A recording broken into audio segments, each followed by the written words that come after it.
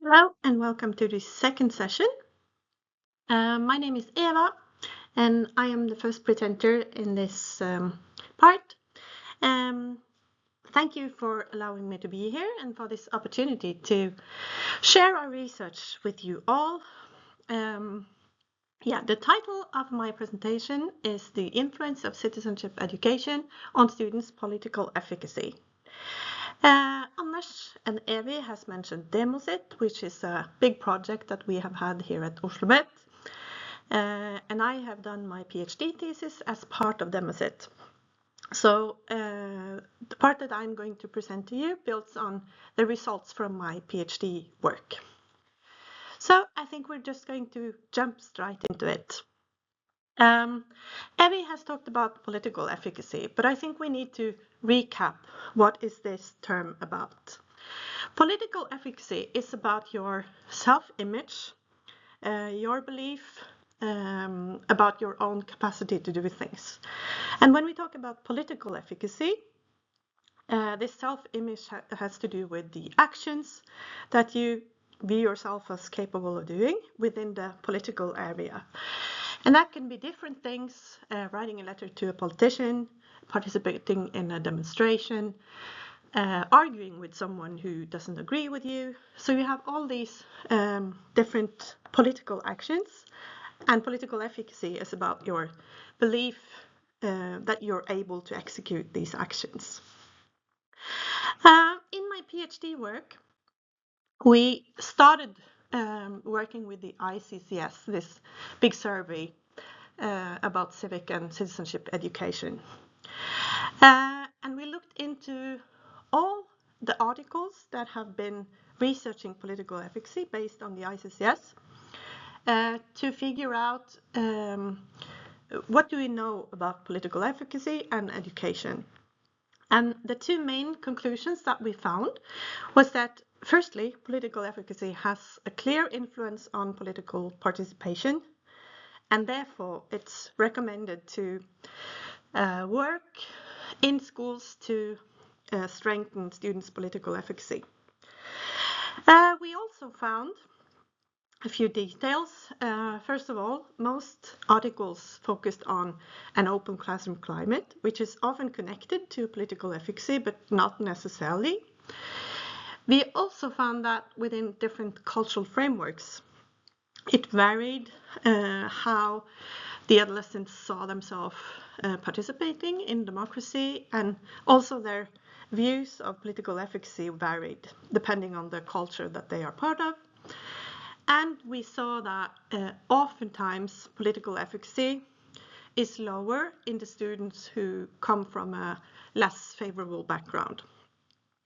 But what I wanted to do was then to go into the classroom and think about how can we teach? How can a teacher work? Because I have a background as a teacher as well.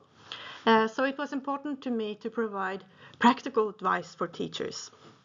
And that is a part of my research that we're now going to head into. The first part of my research was based on interviews, where I discussed with students who were at that time 14 years old what they did experience in the social studies classroom and how they saw the connection between their experiences and their political efficacy. And the problems, I went into this thinking, I'm going to find a lot of positive results. But the students started in the interviews to talk about the problems, the obstacles. So I ended up discussing all these obstacles with them and with asking them what is the practical solution to these problems. And we're going to go through three different obstacles. And the first of them is that the students thought that if they would discuss politics or controversial questions in the classroom, they would lose friends or face. It would come back to them. Other students would come to them in the break between classes or in other classes and be like, oh, you have this or that opinion. We can't be friends, or making fun of them. And this made the students go silent. So basically they thought we can participate, but it's too demanding for us. And the classroom solution that we came to, or that they suggested, was to work with in smaller groups to rehearse respect and support between the peers, and also that they needed this respect and support from their teachers. So these small groups are a way to build safety structures or rehearse structures that can make the students feel safe voicing their opinions. The second problem was that the adolescents were saying that they weren't respected, so political participation wouldn't matter because they needed someone else to do things for them. For example, a teacher, a journalist, an influencer, someone else. Because of their age, of course, because they were too young to participate in their own view. And the solutions to this was to practice politics in the classroom, let the students be active, work with relevant topics that are also part of the discussion that they view in the media outside the classroom, to make the social studies classroom relevant and a place where real engagement happens. And the last obstacle that the students were discussing was maybe the most important one, or most interesting one in my view, was that they were voicing that it isn't possible to change the opinion of others. They were talking about themselves as saying things like, I am a person who doesn't want to go to strike, or I can't talk about this because I am this or that skin color. So they viewed political opinions as part of their identity. And then, of course, participation becomes meaningless, because if you think that opinions are part of who you are, they're not changeable. And when we started discussing how can we change this, all the groups that I interviewed came up with one mentioned the same example, where they had a lesson where they were to discuss, there were different topics, death penalty, abortion, but in the preparement for these discussions, they weren't allowed to decide themselves if they were to be pro or against, for example, the death penalty. So they had to prepare arguments for both sides. And then just a couple of hours before the discussions, they were placed in groups, and the teacher decided who were to discuss, bring which arguments to the table. And then what happened was that the focus was moved from who has what opinion and what is your opinion, and over to how can we argue? How is it possible to understand this topic? And I think that is an important difference, because as Evie has talked about, then we move away from the emotional aspect of the political and over to the logical or rational way of discussing politics. After this part, I said these are the results from the interviews that I did with one group of students.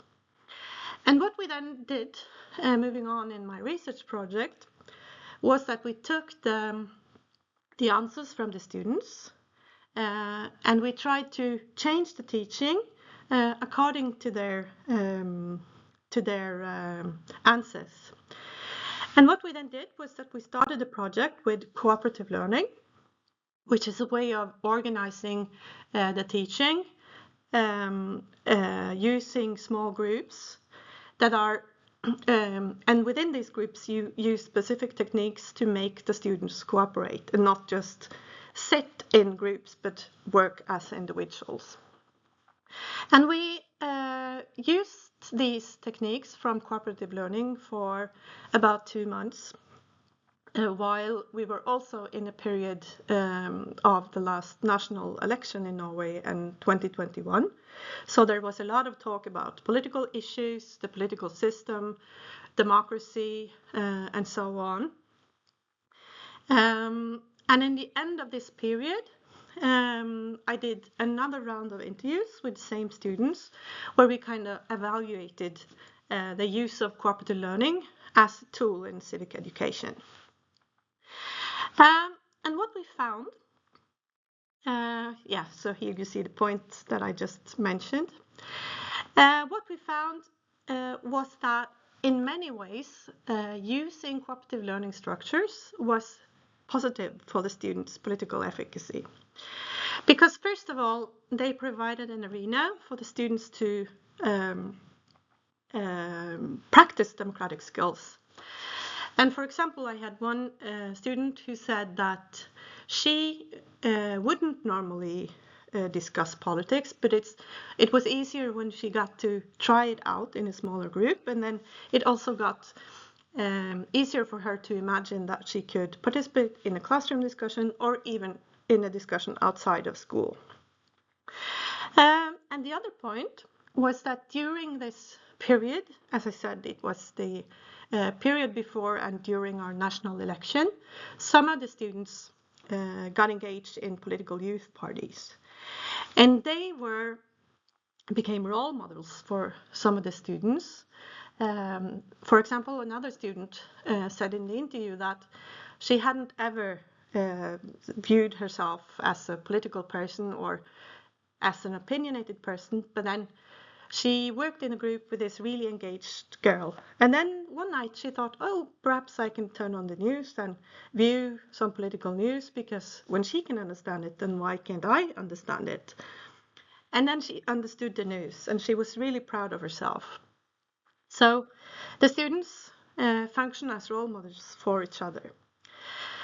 And then the last part and positive part about these groups were that they had a practical side where the students were able to support each other with practical matters like on what page are we reading now, or where did you find the task, or I can't remember what the teacher said what is the next thing that we're going to work on. And this also influenced the classroom environment positively, so that it made it easier for them to discuss politics, because they were put in these small groups where they were friendly to each other. So that was the positive. These were the positive aspects, but there were also problems and negative sides with using cooperative learning, and one of them was that whereas the teacher and we wanted them to cooperate, the students were really focused on their grades. And in the end of the period, they were to have an assessment. And as soon as the teacher started talking about the assessment, even though the students were giving time to prepare for the assessment in groups, because the assessment was also a group conversation, of course, the stronger students started to want to work by themselves, because they didn't want to cooperate with the other students who didn't get the same good grades. And the weaker students, they started to do other things like playing on their computer, like not working not doing their job. So there is a contrast here, or a tension between the cooperative practices that we as adults wanted and the individualism and the measurement that made the students focus on the individual.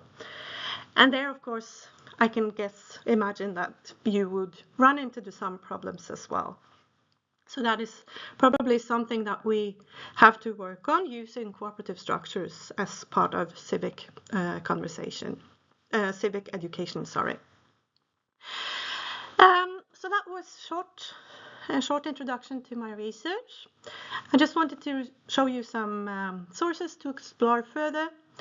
I'm currently starting up another research project, which is about political simulations and role play as tools in civic educations. We have just started exploring this topic, But I would guess in a year maybe that we could do another presentation on that topic. You have already heard something about scaffolding practices. I would like to recommend another researcher's work on this with the teacher as a model in civic education. And also something that we haven't talked about, namely what happens in cooperative learning with students with different class backgrounds, because we know from formal research that they experience teaching differently. And lastly, of course, the role of assessment. What happens to the way we teach when assessment becomes a part of our work? And on that note, I'm going to leave the floor to Nonna Polska, our last colleague, who's going to talk about assessment as part of civic education. Thank you for your attention.